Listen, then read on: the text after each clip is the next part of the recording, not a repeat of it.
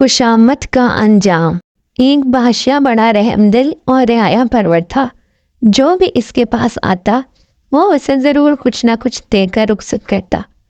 वक्त गुजरने के साथ साथ बादशाह के सर में गरूर समाने लगा और वो अपनी झूठी तारीफ सुनकर खुश होने लगा। जब ये खबर आम हुई तो एक दिन बादशाह के महल में एक लालची और खुशामदी फकीर आया।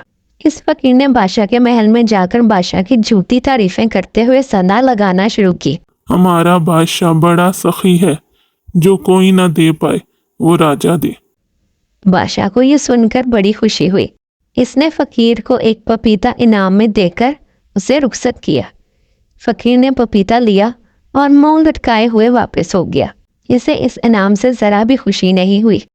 पहले फकीर के जाते ही दूसरा फकीर महल में दाखिल हुआ और इसने हक बात की सदा लगाना शुरू की। जो शहनशाह हिंद दे वो कोई ना दे पाए, ना ही हमारा बादशाह। फकीर की ये बात बादशाह को नागवार गुजरी, लेकिन चूंकि वो आम रियाया में सखी और रहमदिल मशहूर था, इसके महल में आए हुए फकीर को खाली हाथ वापस लौटाना इसने मुनासिब ना समझा। सो इसने फकीर को 2 सोने के सिक्के दिए और महल से रुखसत कर दिया। दूसरा फकीर 2 सोने के सिक्के पाकर बहुत खुश हुआ। इत्तेफाक से दोनों फकीरों की बाजार में मुलाकात हो गई। पहला फकीर बहुत ज़्यादा दुखी नजर आ रहा था। दूसरे फकीर ने इससे पूछा, दोस्त तुम क्यों इतने दुखी दिखाई दे रहे हो? मैं बादशाह के महल में गया था और इसकी तारीफ भी की, और इसने इनाम में मुझे सिर्फ एक पपीता दे दिया जो मेरे किसी काम का नहीं। मैं भी बादशाह के महल में गया था और मैंने एक सही और सच्ची बात कही थी। वो सुनकर बादशाह ने मुझे 2 सोने के सिक्के इनाम दिए, जिन्हें पाकर मुझे बहुत खुशी हुई। क्या तुम्हें पपीता पसंद है?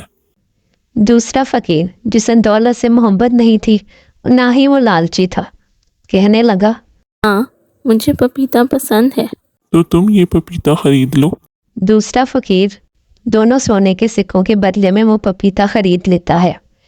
पहला फकीर सोने के सिक्के पॉलिश करके बहुत खुश होता है और वहाँ से चला जाता है।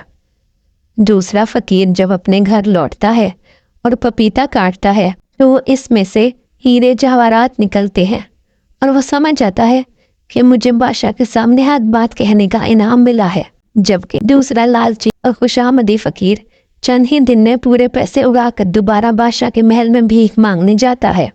जैसे ही बादशाह इसको देखता है तो पूछता है, ए फकीर, मैंने तो तेरी बात सुनकर खुशी में तुझे हीरे जवाहरात से भरा हुआ पपीता इनाम में दिया था।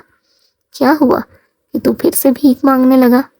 पहले फकीर ने दूसरे फकीर से मिलने और 2 सिक्कों के बदले में पपीता बेचने की बात बताई।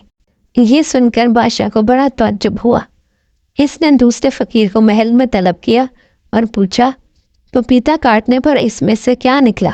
इसने सब कुछ सच सच बता दिया और ये भी कहा, मैंने ये पपीता इसलिए पहले फ़कीर को वापस नहीं किया कि मैंने सुन रखा था कि बादशाहों के सामने हक बात कहने पर अल्लाह ताला अपने बंदों को इनाम से नवाजता है। इसलिए मैं समझ गया कि पपीते के ज़रिए मुझको अल्लाह ताला ने इनाम अता किया है।